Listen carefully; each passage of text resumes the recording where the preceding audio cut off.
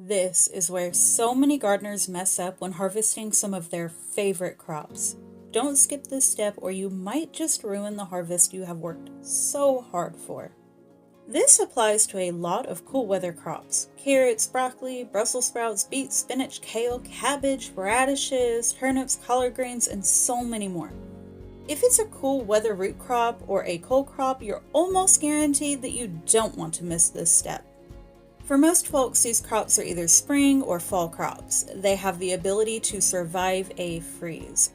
This ability to survive a freeze is exactly why you want to let them freeze. That's right, I'm telling you to let these crops endure a hard freeze. You won't regret it.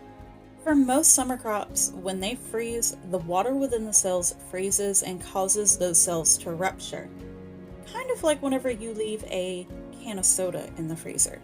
When the plant thaws, you are left with a wilted, discolored, dead plant. These cool weather crops work a little differently. They too can freeze and wilt, but due to the survival mechanism that they have developed, it has to drop well below 32 for the cells within these plants to rupture. So, what's the survival mechanism? To really simplify it, these plants produce sugar when they are exposed to cold temperatures. The sugar works similar to the way the antifreeze does in a car. Due to this sugar flowing throughout the cells of the plant, the cells don't rupture when freezing temperatures occur. So, what does that mean for us? A much sweeter harvest is in store. If you've ever harvested these crops and they turned out bitter or spicy, you probably didn't let them go through a freeze before harvesting, or they bolted. If you live in a warmer zone like I do, you may even find that many of these crops just don't work out as spring crops, as it just gets too hot too fast. Instead, they work much better as fall crops.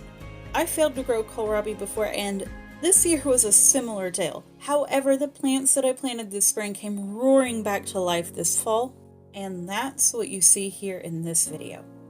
So don't forget, let those root crops and those cold crops get nice and frosty before you harvest them.